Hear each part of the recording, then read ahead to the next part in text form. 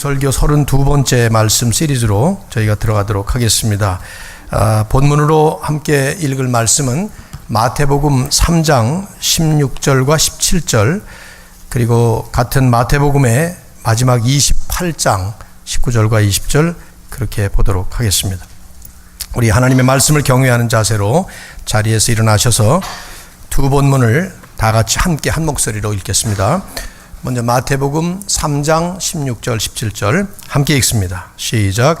예수께서 세례를 받으시고 곧 물에서 올라오실새 하늘이 열리고 하나님의 성령이 비둘기같이 내려 자기 위에 임하심을 보시더니 하늘로부터 소리가 있어 말씀하시되 이는 내 사랑하는 아들이요 내 기뻐하는 자라 하시니라. 아멘.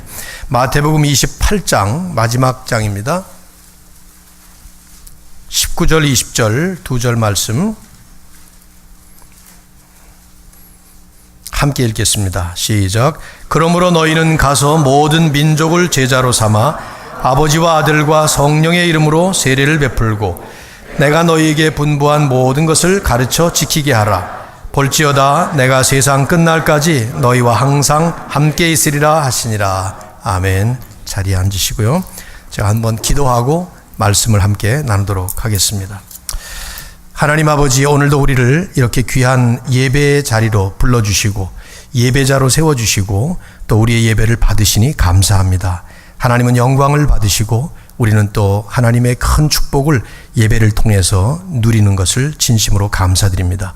이 시간 이제 순서를 따라서 말씀을 함께 나눕니다. 이 말씀을 통해서 우리에게 들려주시는 하나님의 음성을 듣게 하시고 깨우쳐 주시는 그 진리를 깨닫게 하셔서 하나님의 그 깊은 세계를 더 잘 이해할 뿐만 아니라 우리가 하나님을 닮아가는 일에 큰 보탬이 되도록 이 시간 말씀의 축복을 더하여 주시옵소서. 성령님, 우리에게 큰 지혜를 주셔서 하나님의 이 진리의 세계를 잘 터득할 수 있도록 도와주시옵소서. 예수 그리스도의 이름으로 간절히 기도드립니다. 아멘. 2000년 교회 역사에 위대한 업적을 남긴 위인들이 상당히 많이 계시지만 그 중에 빼놓을 수 없는 한 분으로 제3세기, 주후 3세기 초대교회 그 알렉산드리아의 감독이었던 아타나시우스라는 분을 들 수 있습니다. 초대교회의 많은 사이비 이단과 맞서서 정말 당당하고 소신 있게 성경적 진리를 바로 세우셨던 훌륭한 분이죠.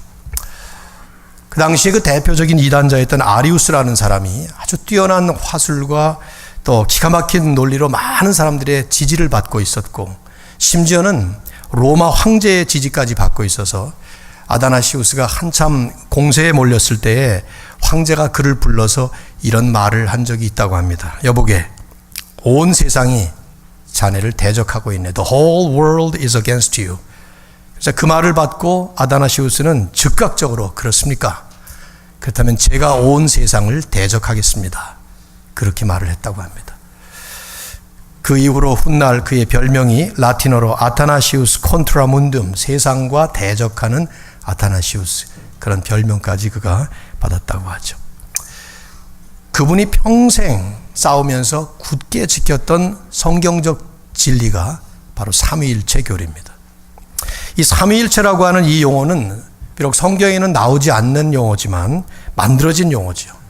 교회사 초기의 성경적 진리들이 교리로 정리가 되기 시작하면서 2세기 말경에 그 초대교회의 교부였던 터툴리안이라고 하는 분이 처음 사용을 하기 시작을 했고, 한 세기가 지나면서 325년에 니케아 공의회라고 하는 그 회의에서 공식 채택된 아주 중요한 교리입니다. 물론 그 이후에도 말씀드렸던 아리우스 같은 그런 사람들을 비롯해서 많은 그 이단들의 강한 공격을 받게 됐고, 또 그렇기 때문에 아타나시우스 같은 사람들이 아주 강력하게 목숨을 걸고 지키면서 지금까지 2000년 교회 역사가 내려오면서 정통 기독교의 아주 중요한 진리로 자리 잡은 것이 바로 삼위일체 교리입니다. 아마 우리가 믿고 있는 성경적인 기독교 진리 가운데 가장 중요한 교리면서도 교회 역사 속에 이단의 공격을 가장 많이 받은 교리 가운데 하나가 바로 삼위일체 교리가 아닌가 그렇게 생각이 됩니다.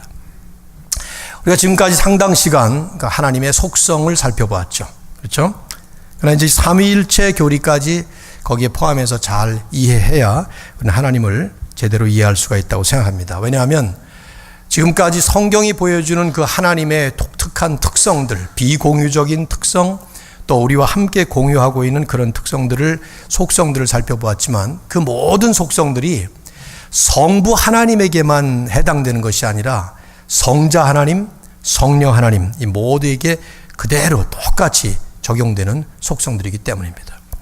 간단히 삼위일체를 정의하자면 이렇게 정의할 수가 있어요. 하나님은 성부, 성자, 성령 삼위로 존재하시고 또 그 삼위는 각각 완전한 하나님이시면서 그럼에도 불구하고 하나님은 세 분이 아니라 한 분이시다 하는 것입니다. 20세기의 개혁신학자인 루이스 버커프라고 하는 분은 이 삼위일체의 교리는 우리의 논리나 우리 인간의 경험으로는 이해도 할 수 없고 설명은 더더구나 할 수 없는 하나님께서 우리에게 특별 계시에 의해서 알려주신 교리다. 그런 말을 했습니다. 전형적인 계시론에 해당되는 진리라고 볼 수 있겠죠. 그래서 그분은 이 삼위일체에 대한 진리는 그저 성경에 계시된 증거들을 잘 수집해서 그것을 정리하는 것이 최선이다. 그렇게 말을 했습니다. 많은 신학자들이 삼위일체를 설명하기 위해서 지금까지도 애를 쓰고 있고 교회 역사 2000년 동안 이 삼위일체에 대한 교리가 계속 자리를 잡았지만 사실 우리들이 논리적으로 이해하기 어려운 거죠. 세 분이면서도 한 분이다 하는 그 사실 하나만 해도 아주 간단한 얘기지만 너무 어려운 얘기예요. 받아들이기가 쉽지 않습니다. 그러나 이제 성경이 그 말씀을 분명히 가르치고 있기 때문에 우리가 중요하게 여기면서 다루고 있는 것입니다. 한 2시간 걸쳐서 이 말씀을 좀 나누려고 해요. 상당히 사변적인 이 말씀이 되겠고 또 교리적인 설교이기 때문에 우리에게 즉각적으로 다가오지 않는 그런 부분이 있긴 하겠습니다만은 분명히 성경이 우리에게 가르쳐주는 중요한 진리이기 때문에 함께 나누려고 합니다. 우선 삼위일체 교리를 성경을 보면 구약에서는 암시적으로만 계시되었던 진리입니다. 부분적으로만 얼핏 우리에게 보여진 것들이죠. 우선 첫째로 주목해 볼 것은 하나님의 복수성이에요. 유일하신 하나님임에도 불구하고 하나님께서 자기 자신, 당신을 가르치실 때에 나라는 표현을 쓰지 않고 우리라는 표현을 자주 쓰셨습니다. 여러분 성경 첫 서두인 창세기 1장 26절을 보면 하나님이 인간을 만드실 때 하셨던 말씀이죠. 보십시오. 같이 한번 읽어보시죠. 하나님이 이르시되 우리의 형상을 따라 우리의 모양대로 우리가 사람을 만들고. 세상이 만들어지기 전에 아직 사람이 만들어지지 않았습니다. 어떤 것도 만들어지지 않았던 그 태초에 오직 하나님만 존재하셨던 그때인데 나라는 표현을 쓰지 않고 우리라는 표현을 쓰시면서 누군가와 이야기하고 의논하는 듯한 그런 인상을 보여주는 표현입니다. 여기 삼위일체를 구체적으로 말씀하진 않았죠. 그러나 하나님 자신 안에 있는 복수성, plurality 이걸 분명하게 암시하고 있어요. 아담이 범죄한 후에 하나님은 그 아담에게 에덴 동산을 나가게 할 때에도 역시 비슷하게 표현을 하셨습니다. 여호와 하나님이 이르시되 보라. 여호와 하나님이 이르시되 보라. 이 사람이 선악을 아는 일에 우리 중 하나같이 되었으니. 하나님 혼자 계신 상태에서 하나님은 우리라는 표현을 또 쓰셨습니다. 성경을 보면 이제 창세기 11장에 와서 인간의 문명이 점점 발달하고 하나님을 무시하고 반역하는 인상을 보이자 하나님께서는 바벨탑을 쌓는 그들에게 내려가셔서 일종의 징계하듯이 조치를 취하셨습니다. 그때도 하나님은 이런 말씀하셨고 우리가 내려가서 거기서 그들의 언어를 혼잡하게 하여 그들이 서로 알아듣지 못하게 하자. 이게 하나님이 내려오시면서 하셨던 말씀이 우리라는 이 복수형 표현을 쓰셨죠. 구약에 대단히 많이 사용된 아주 많이 나오는 그런 표현들입니다. 이사야가 환상을 성전에서 보았을 때 이렇게 이사야 6장 8절에 보면 말씀이 나오는데 여기 재미있는 용어들이 나와요. 주께서 이르시되 하나님이 말씀하시는 거예요. 내가 누구를 보내며 누가 우리를 위하여 갈고 한 번은 내가라는 단수를 쓰시지만 그 바로 다음 순간에 우리라는 복수를 쓰고 있습니다. 우리가 함께 쓰이고 있는 것이죠. 삼위가 정확하게 표현되고 있지는 않지만 구약은 이렇게 많은 성경 속에 그 하나님의 복수성을 여기저기서 암시를 하고 있습니다. 특별히 이제 우리가 주목해 보면 이 삼위 중에 한 위, 우리가 이제 세 분이라는 표현을 쓰기가 좀 민망한 거예요. 정확한 표현이 아니라서 삼위, 뭐 영어로는 three persons 이렇게 표현하지만 세 사람은 분명히 아니고 인격이라는 말도 쓰기가 어려워요. 한자에 이거 인자라는 말이 사람 인자니까. 그래서 그냥 우리는 위라는 표현을 쓰는데 어쨌든 삼위 중에 한 위를 가리켜서 하나님이라고 부르면서 혹은 주님이라고 부르면서 또 다른 위를 향해서 하나님이라고 부르는 경우가 종종 나옵니다. 시편 110편 1절을 보면 다윗이 하는 얘기예요. 한번 읽어보시죠. 시작. 여호와께서 내 주에게 말씀하시기를 내가 내 원수들로 내 발판이 되게 하기까지 너는 내 오른쪽에 앉아있으라 하셨도다.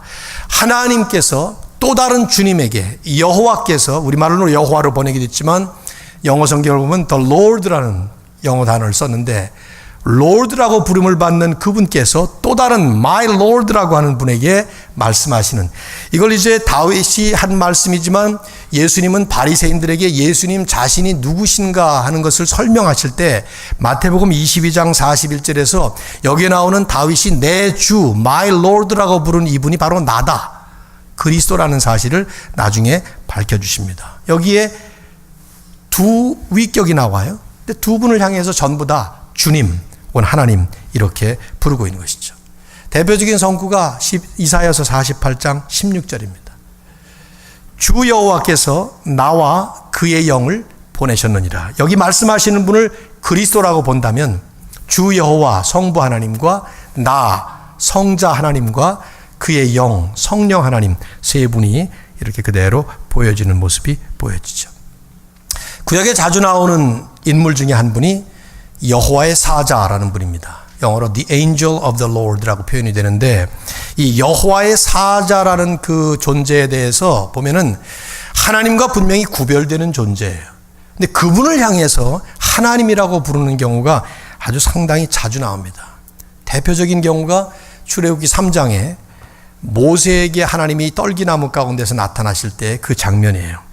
첫 장면은 2절에 여호와의 사자가 떨기나무 가운데로부터 나오는 불꽃 안에서 그에게 나타나시니라.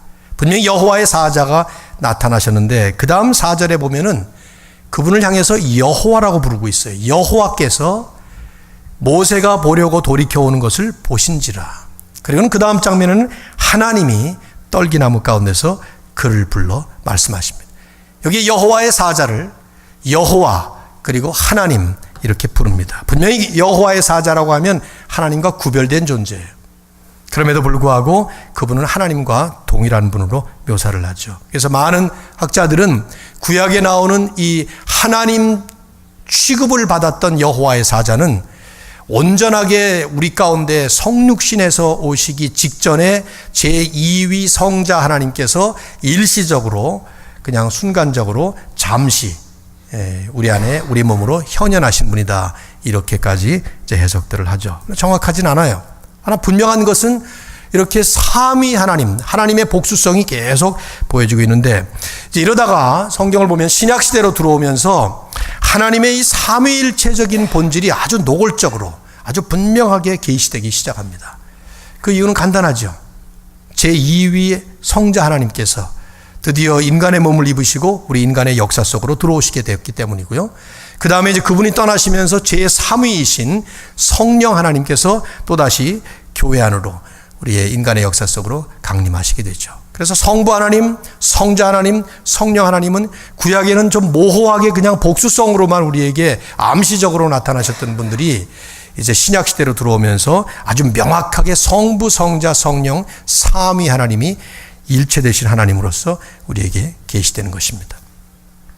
신약 성경을 볼 때 아까 읽었던 마태복음 3장 16, 17절이 전형적인 삼위 하나님께서 함께 나타나시는 장면이죠. 제가 중략을 했습니다마는 예수께서 세례를 받으시고 곧 물에서 올라오실새 하늘이 열리고 하나님의 성령이 비둘기같이 내려 자기 위에 임하심을 보시더니 하늘로부터 소리가 있어 말씀하시되 이는 내 사랑하는 아들이요 내 기뻐하는 자라 하시니라. 즉 성자 하나님께서 인간을 구속하시기 위해서 내려오셔서 불필요하지만 세례를 받으시는 장면이에요. 그때 그것을 이제 인도스 하시는 하나님 성부 하나님이 확증하시는 것이 음성으로 들려집니다. 이는 내 사랑하는 아들이요 내 기뻐하는 자라.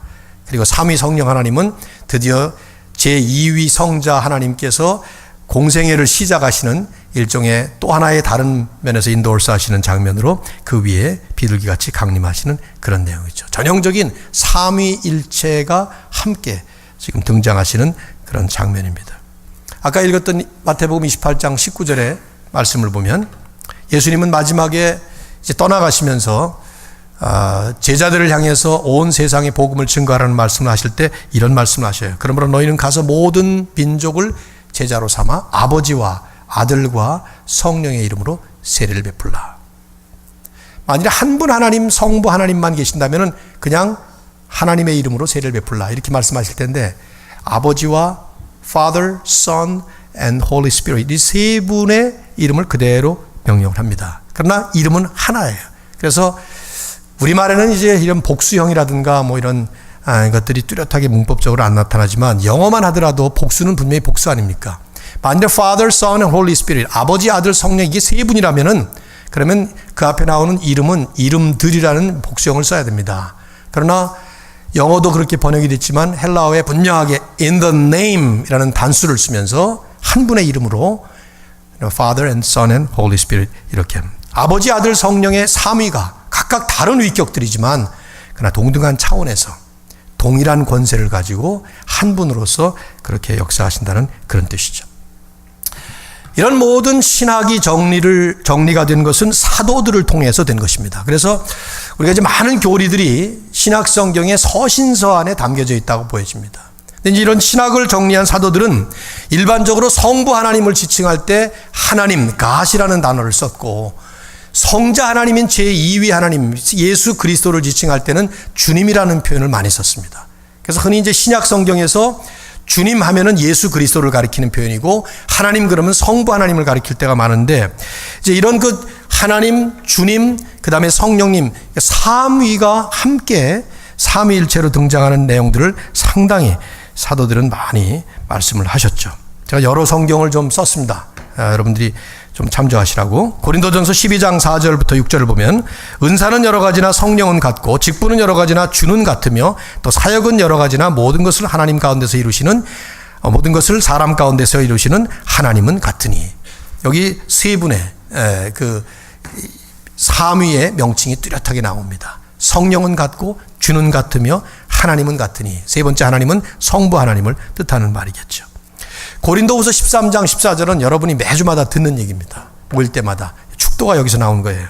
한번 읽어볼까요? 다 같이 시작. 주 예수 그리스도의 은혜와 하나님의 사랑과 성령의 교통하심이 너희 무리와 함께 있을지어다. 이 축도는 만든 게 아닙니다.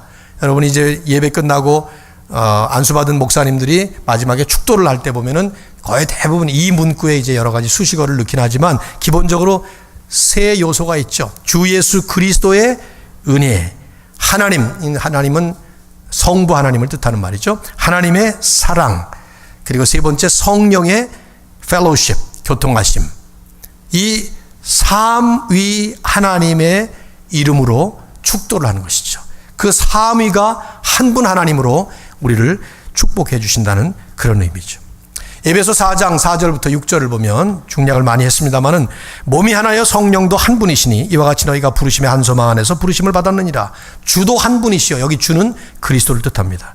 믿음도 하나여 세례도 하나여 하나님도 한 분이시니 세 번째 하나님은 성부 하나님을 뜻하는 말이죠. 곧 만유의 아버지시라. 성령과 성자와 성부 이 삼위 하나님의 한 이름으로 교회 안에 주시는 하나님의 축복을 바울은 얘기하고 있습니다. 베드로전서 1장과 2절을 보면 1장 2절을 보면 여기에 그 다음번에 이제 이 말씀을 나누겠습니다만 성부 하나님이 하시는 역할과 성자 성령이 하시는 뚜렷한 세 역할이 여기에 잘 표현이 되어 있어요. 곧 하나님 아버지의 미리 아심을 따라 성령이 거룩하게 하심으로 순종함과 예수 그리스도의 핏부림을 얻기 위하여 택하심을 받은 자들에게 성부 하나님은 미리 아시고 또 미리 선택하시는 그 예정과 예지가 성부 하나님께 속한 일이고 그렇다면 성령님은 우리를 거룩하게 하셔서 우리로 하여금 하나님께 순종하게 하는 성화의 역할을 하시고 예수 그리스도는 핏부림, 즉 구속의 은혜로 십자가의 은혜로 우리를 구원하신 그런 그 세 가지 뚜렷한 삼위의 역할들이 여기 나와 있죠. 그러나 이 세 분은 한 분이라 이 말이에요. 마지막으로 하나 더, 유다서 20절 21절 말씀을 보면은 성령으로, 너희는 성령으로 기도하며 하나님 즉 성부의 사랑 안에서 자신을 지키며 영생에 이르도록 우리 주 예수 그리스도의 긍휼을 기다리라. 역시 성령, 성부, 성자 세 분의 말씀을 하고 있죠. 자, 이런 이제 삼위일체의 성경의 가르침은 어떤 내용이냐? 우리가 삼위일체 그러면 어떤 내용으로 성경의 말씀이 우리에게 주어진 진리인가 하는 것을 좀 정리를 해볼 필요가 있는데요. 오늘 한 번에 제가 다 못하기 때문에 두 번으로 나눴습니다만은 기본적인 것을 좀 나누고 싶은데요. 웨스트민스터 신앙고백서가 참 이걸 잘 정리해 놨습니다. 그 복잡한 아주 그 방대한 그런 많은 내용을 가장 짤막하게 그러나 아주 함축적으로 잘 요약한 것이 Shorter Catechism, 소요리 문답이라고 생각해요. 우리가 이미 오래전에 연초에 했습니다마는 6번에 이런 문항이 있습니다. 하나님의 신격에는 몇 위가 계신가 하는 질문이 있어요. 원래 영어는 How many persons are there in the Godhead? 하나님의 신격, Godhead 안에 How many persons? 우리말로 잘못 번역하면 몇 사람이 있느냐 그런 말이 되는데 몇 분의 위격이 계시냐, 위가. 그 답은 이렇게 정리가 됩니다. 이걸 잘 들으십시오. 하나님의 신격에는 성부와 성자와 성령 삼위가 계시며 There are three persons in the Godhead, the Father, the Son, and the Holy Ghost. 그 다음에 이 삼위는 한 하나님이고 These three persons are one God. 마지막으로 그들은 본체는 하나이시고 권능과 영광은 동등하시다. The same in substance, equal in power and glory. 하나님의 신격 안에 성부, 성자, 성령 삼위 하나님이 계시고 이 삼위는 각각 진정한 하나님이시라는 거죠. Each person is fully God. 완벽한 하나님이시고 그럼에도 불구하고 이분은 세 분이 아니라 한 분이다. 본질이 같으시고 영광과 권능은 동등하신 한 분이다. 아마 이 삼위일체 교리를 가장 함축적으로 아주 잘 말씀한 내용이라고 생각해요. 여러분이 삼위일체 하면 이 내용을 숙지하시면은 성경에 나오는 그 많은 삼위일체 내용을 바로 알고 계신다고 볼 수 있습니다. 여기 세 가지 내용이 있어요. 하나는 하나님은 성부, 성자, 성령 삼위다 하는 말이에요. 삼위 하나님이다. God exists as three persons in one Godhead 안에 Father, Son, and Holy Spirit. 두 번째는 이 각각의 삼위는 모두가 다 완벽한 하나님이시다는 것이죠. Each person is fully God. 그리고 세 번째는 그럼에도 불구하고 우리는 세 분의 하나님이 계신 것이 아니라 오직 one God, 한 분 하나님이시다. 루이스 볼커프가 말한 것처럼 이걸 논리적으로 우리가 이해하기는 어렵습니다. 어떻게 셋이면 셋이고 하나면 하나지. 이렇게 어떤 사람이 수학적으로 우리가 이제 생각하는 경향이 있으니까 1 플러스 1 플러스 1 하면은 3가 나와야 되는데 이게 어떻게 하나가 되냐 이 말이죠. 그래서 이제 그분은 그런 말을 했어요. 차라리 하나님께 수학적인 개념을 쓰려면 무한대, infinity, 더하기 무한대, 더하기 무한대 하면은 무한대가 되니까. 맞나요? 수학하시는 분들.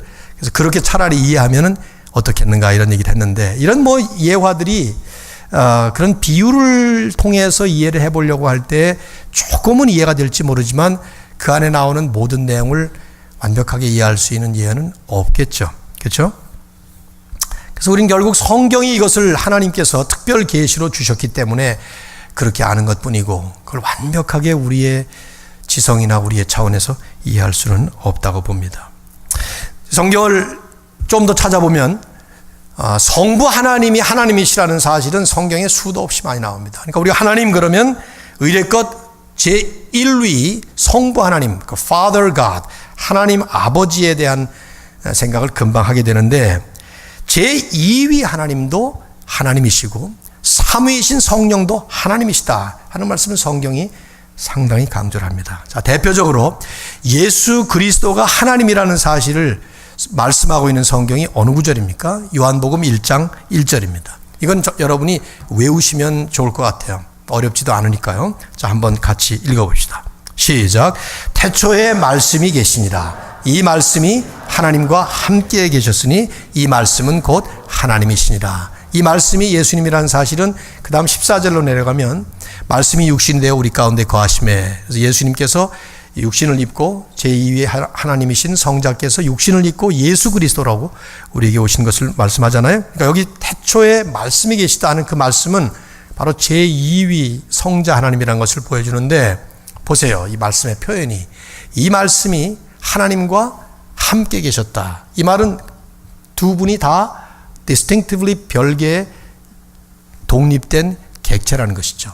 하나님, 성부 하나님이 계시지만 말씀이 또 함께 계셨다는 거예요. 근데 이 말씀이 곧 하나님이시니라 하는 말씀을 하고 있습니다.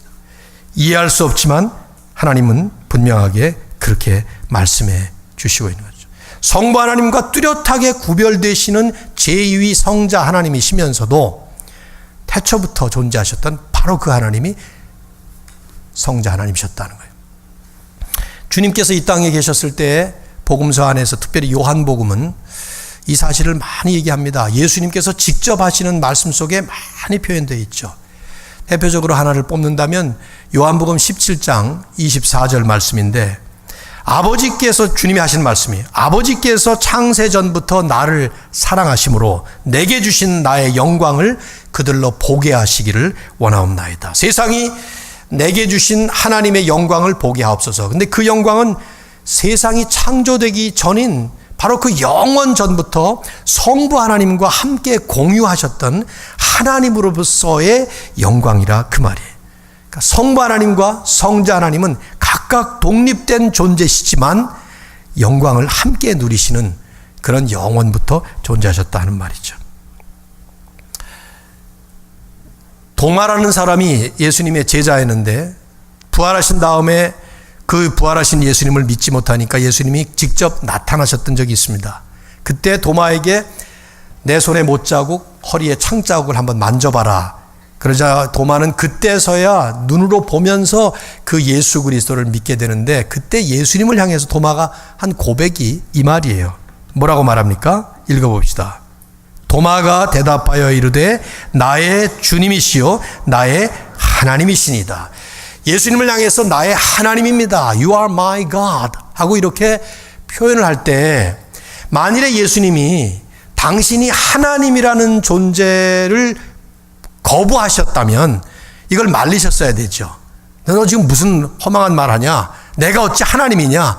이렇게 말리셨어야 되는데 그러지 않습니다. 오히려 예수님은 뭐라고 말씀하신 건, 너는 나를 본고로 믿느냐? 보지 못하고도 믿는 자들은 더 복이 있다. 이런 말씀하시죠. 뭘 믿는다는 거예요? 예수께서 하나님이라는 사실을 믿는 사람들을 얘기하는 것이죠. 너는 나를 보기 때문에 지금 하나님이라고 믿냐? 보지 못하고도 믿는, 내가 하나님이라고 믿는 자들은 복되도다. 그렇게 말씀합니다. 즉 예수님은 당신도 스스로 하나님이심을 분명하게 밝히셨고 또 수많은 증거로 그렇게 말씀을 하셨던 것이죠.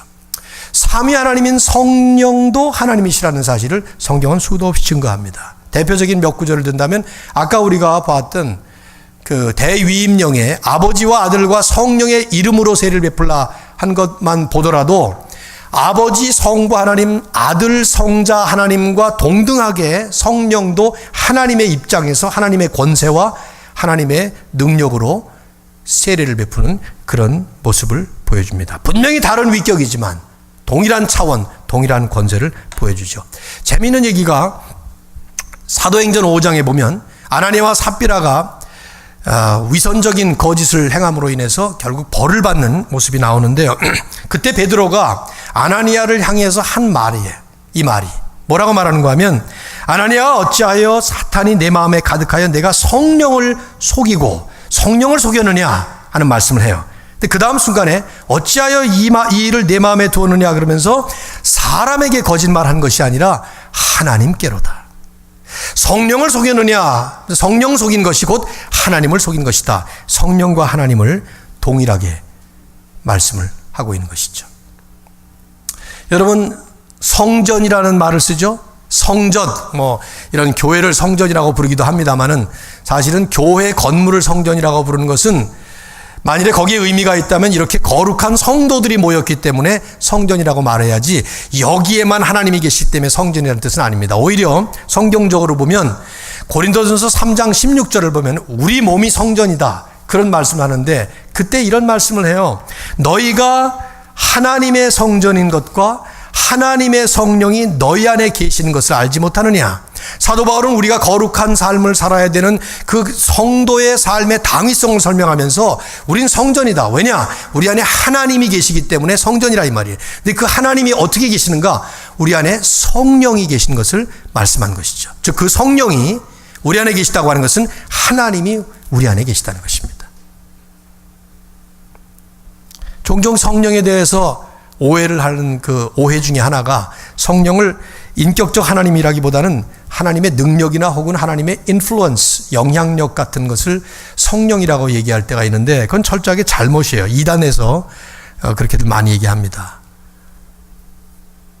성령을 지칭하는 좀 전문적인 설명입니다만은 그 용어가 성경에 보면은 그 영이라는 표현을 쓴다면 그냥 영, spirit이라는 표현을 쓴다면 거기에 대해서 따라붙는 성, 젠더는 남성, 여성, 중성 가운데 중성을 붙여야 돼요. it라는 표현을 써야 돼요.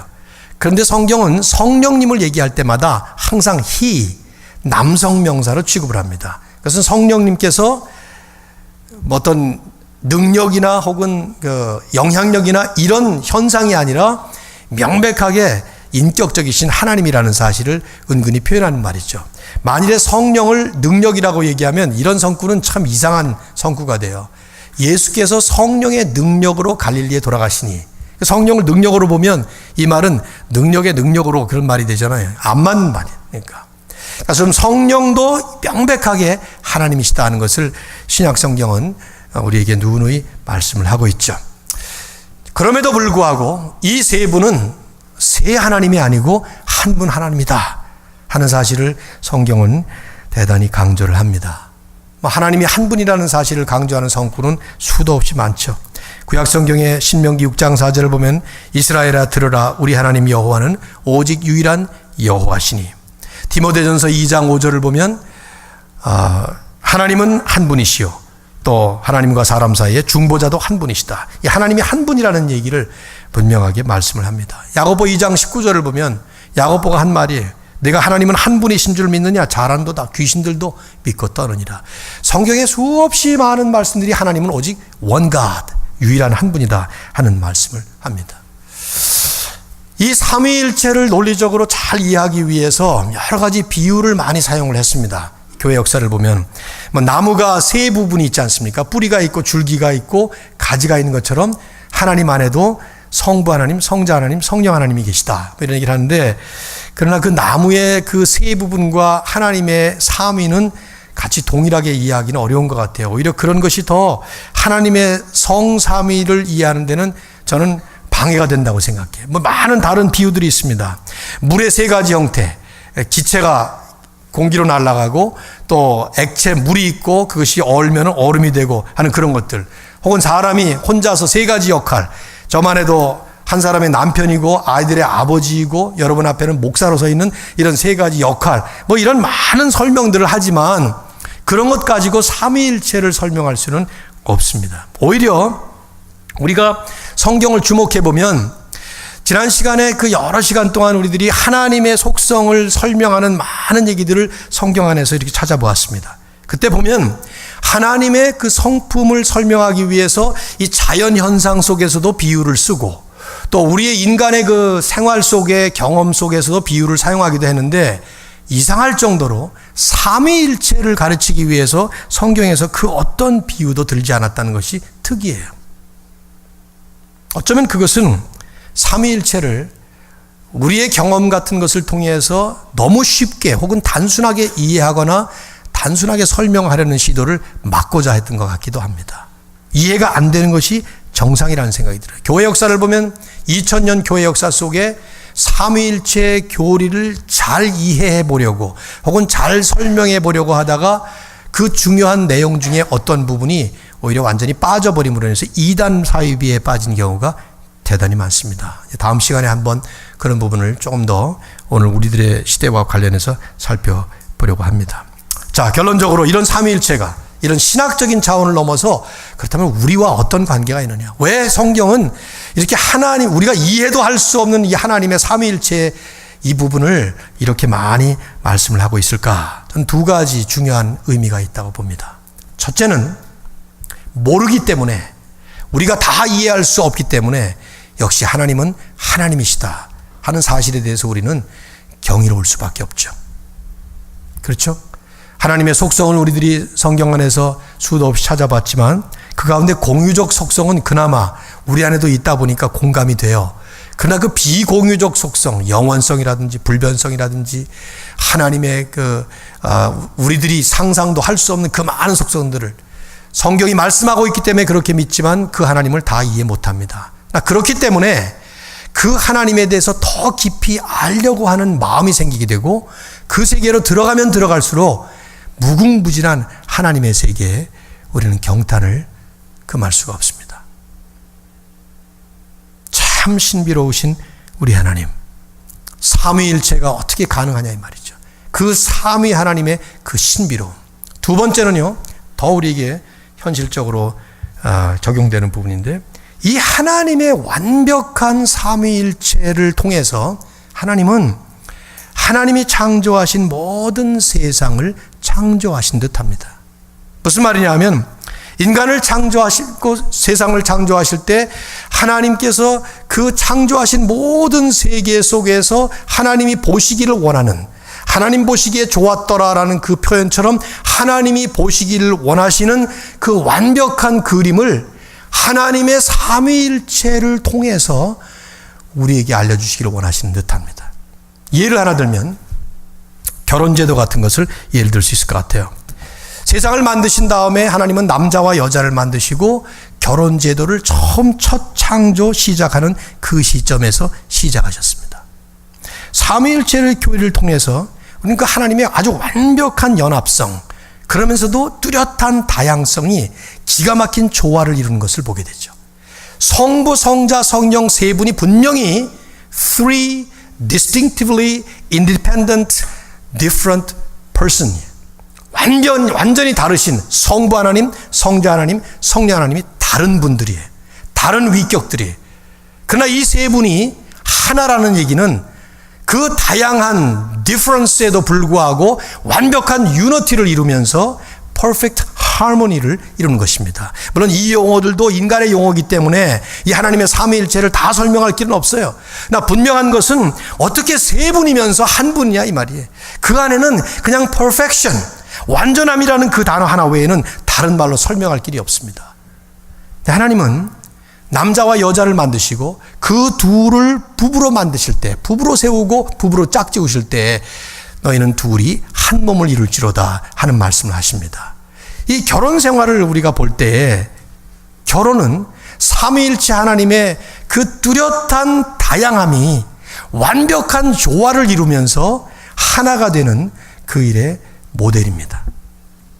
결혼 생활을 어떻게 해야 가장 이상적으로 성경적으로 바른 모습으로 행복하게 할 수 있을까 하는 질문을 한다면 우리는 답이 하나예요. 삼위일체의 그 모습을 본받는다 하는 답으로 답을 할 수 있습니다. 결혼하면 미국에서는 남자 성으로 전부 바꿔버리잖아요. 나는 그게 한편은 옳다고도 보지만 한편은 틀리다고도 봐요. Mr. and Mrs. Kim 하고 바꿉니다. 물론 제 아내는 여전히 나시성을 가진 사람들은 그냥 나 해가지고 안 바꾸는 경향들이 있는데, 아무튼 그래서 한국말로 할 땐 다 나라고 부르는데 나경숙 이렇게 부르는데, 우리 장인어른 이름이 나기준이에요. 이름이 기준이, 자기가 기준이라고 나기준이라는, 제가 많이 결혼하고 많이 놀렸지만은 미스터 앤 미세스 후 하고 이렇게 바꿀 때 그게 하나가 됨의 상징일 수 있지만 왜 하필이면 남자로 바꿔요? 여자로 바꿔도 되잖아요. 그렇잖아요? 박 씨와 안 씨가 결혼했을 때 미스터 앤 미세스 안 하고 바꿔도 되잖아요. 아니면 한 20년은 남자 이름 따르고 한 20년은 여자 이름 따르고. 그러니까 한편은 하나가 된다는 것에 옳긴 하지만 그게 지금 이름 얘기를 하는 것이 아니라 이해를 돕자고 그런 예를 들었지만은, 결혼을 하면서 남자와 여자는 남편과 아내로서의 아주 독특한 그 다르다고 하는 그 다양함을 그대로 유지하는 것이죠. 하나가 된다고 하는 것은 어느 한쪽이 한쪽을 흡수해버리거나 그 한쪽이 다른 쪽을 제압해버림으로 인해서 통일하는 것이 아닙니다. 성부 하나님, 성자 하나님, 성령 하나님 세 분이 계시면서도 그 세 분이 각각 자기 역할을 하시면서도 여전히 하나라고 우리가 얘기할 수 있는 이 신비로운 하나됨이 부부 생활 속에 이루어져 갈 때에 이것이 하나님이 보시고자 하는 기가 막힌 결혼 생활의 묘미이고 축복이고 신비로운 것이죠. 이 완벽한 하모니, 연합과 조화는 한 인격이 다른 인격을 제압하거나 혹은 흡수해버림으로써 만들어가는 통일이 아니에요. 이것은 연합입니다. 다양함이 그대로 있고 그대로 인정되고 있을 뿐만 아니라 상대방이 그걸 그대로 받아주면서 이것이 perfect harmony를 이루는 것이죠. 이게 결혼 생활뿐이 아니에요. 세상 일도 마찬가지입니다. 하나님이 창조하신 창조세계 전체가 바로 이런 모습으로 가야 되는 것이죠. 무지개를 보십시오. 빨주, 노초, 파남보 7개의 색깔이 어느 한 색깔이 강렬해서 나머지 색깔들을 제압하지 않습니다. 오케스트라를 보십시오. 그 많은 악기들이 어떤 강한 음질을 가진 그런 악기가 나머지 악기들을 전부 제압해버리면 오케스트라는 이루어지지 않습니다. 전부 아주 독특하고 자기만의 그 특성 있는 그 음악을 그대로 내지만 기가 막힌 퍼펙트 하모니를 이룰 때 거기에는 기가 막힌 교향악이 만들어지는 것이죠. 세상을 만드신 하나님께서 세상을 창조하실 때 가지셨던 그림, 그 대표적인 모델은 삼위일체예요. 그 삼위가 뚜렷하게 다르시면서도 완벽한 하나가 되시는, 그래서 우리는 세 분이 아니라 하나다 얘기할 수밖에 없을 만큼 완벽한 하나를 이루는 것이죠. 이것이 교회도 마찬가지예요. 나중에 하나님 나라가 완성되고 나면 그 하나님 나라의 이 완벽한 하모니가 그대로 이루어질 것입니다. 유대인과 이방인이 하나가 되고 상전과 노예가 하나가 되고 백인과 흑인이 하나가 되고, 근데 그것이 어느 한 세력이 어느 한 다른 세력을 흡수하거나 제압해서가 아니라 그대로 하나님 창조하신 그대로의 개성을 가지고 있으면서도 하나님이 이루시는 기가 막힌 일체를 만들어내는 것이죠. 삼위일체 하나님의 이 진리를 보면서 우리는 한편은 너무나도 경이로움을 금할 수가 없습니다. 어떻게 이것이 가능한 것인가? 알려고 하면 할수록, 묵상하면 할수록 그 신비로운 조화 앞에 우리는 머리를 숙이게 됩니다. 하나님을 찬양하게 됩니다. 하나님께만 영광을 돌리게 됩니다. 그러면서 동시에 우리는 그걸 배워가게 됩니다. 가정의 부부생활 안에, 교회의 성도와 성도 간에, 인간이 살고 있는 인간 사회 속에 이루어질 수 없는 그 사회 속에 삼위일체 하나님의 그 축복과 신비로움이 이루어져가는, 그러면서 하나님 나라는 한 걸음 한 걸음 완성을 향해서 다가가고 있는 것이죠. 마지막에 하나님은 이것을 완벽하게 하나님의 삼위일체적 모습으로 회복시키게 될 겁니다. 그날을 바라보면서 우리는 가는 것이죠. 이 귀한 은혜와 축복이 우리 모두에게 함께하기를 주의 이름으로 축원합니다.